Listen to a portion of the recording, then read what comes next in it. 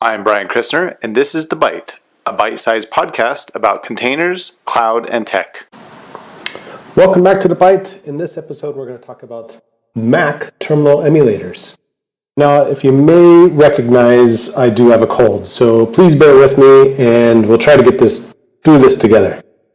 Now, by default, Apple comes with, or the Mac operating system comes with terminal emulation. And if you go to the utilities directory, at the very bottom of this directory, you'll notice there's an application called Terminal. And in this directory, let me just pull it up. So go utilities, and at the bottom, you'll find Terminal. And we open up Terminal, and it's just a very basic terminal emulator. And that's fine. This works as advertised, but we're not basic people, are we? We want a little bit more functionality. We want to take this a bit further. Now, that's where iTerm2 comes in. And they weren't forward thinking on this name because they called it iTerm2. And actually, the latest version is iTerm3.3. But the website is iTerm2.com. And this is an open source emulator. And version 3.3 that just was released last week blew me away. I mean, I am quite the power user of terminal emulation, and I've been using iTerm2 for quite a long time. But this latest version really stepped up the game as far as customizations and integrations. And in this newest feature, I mean, kind of backdating also some of these other features in previous versions, but in iTerm2, the main features is like split panes. This allows you to basically split your terminal into panes, so left and right. So you can have two terminals running. You can have one going on the left side of your screen, one on the right. So if you want doing live debugging, you can have it all in one tab, basically. This is really handy. You can do it either horizontal or vertical, however works best for you. Something else that I quite like is the Hotkey Window. And basically, I've configured my F5 key on Mac to just bring up my terminal window at will. So it just basically transparent over any screen that I have, and I can start using it right then. I hit F5 again, and it goes away. And it's completely mappable. I can map it to wherever I like. Additionally, within iTerm2 is the search capability.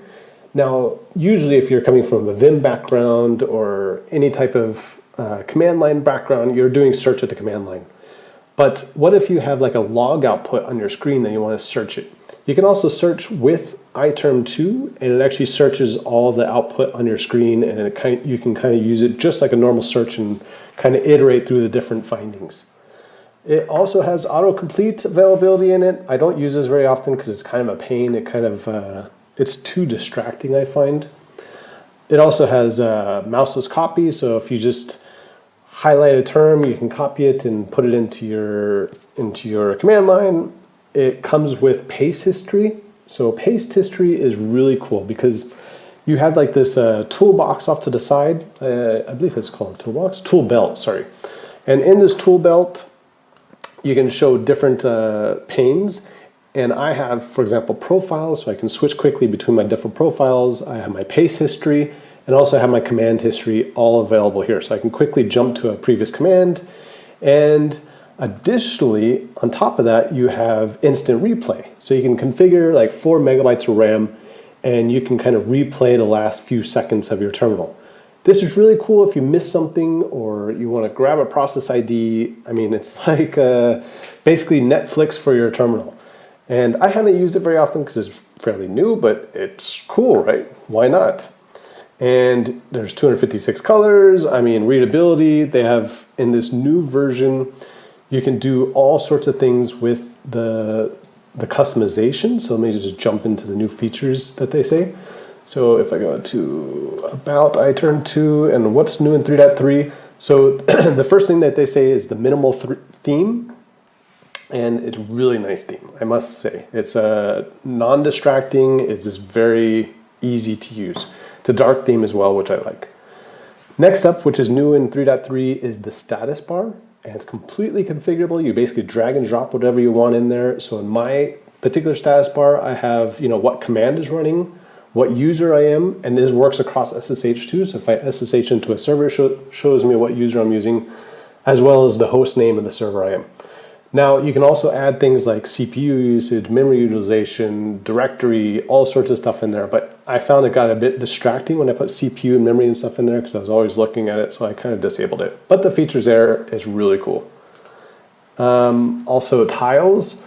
So now we can customize the tabs basically. So you can actually see logos, you can see icons in the tabs, and you can see what's going on. Now, what's also cool is like you can see the status of a running app, etc., just by looking at the tab.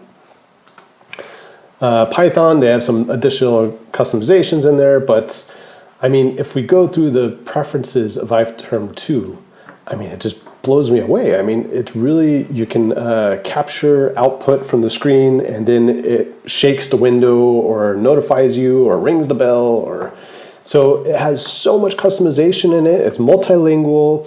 You can have multi-tabs. There's triggers, basically, which I was talking about previously. So, for example, if you're doing a Docker build and you get the text build succeeded, you can actually have it bounce the application on the bar. You can have it show an alert, ring the bell. And it's all based on the output.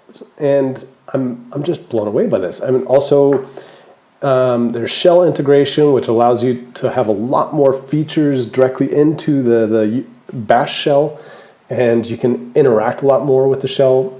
Automatic profile switching, so if you're switching to a server, it automatically adjusts the profile based on what server you're in.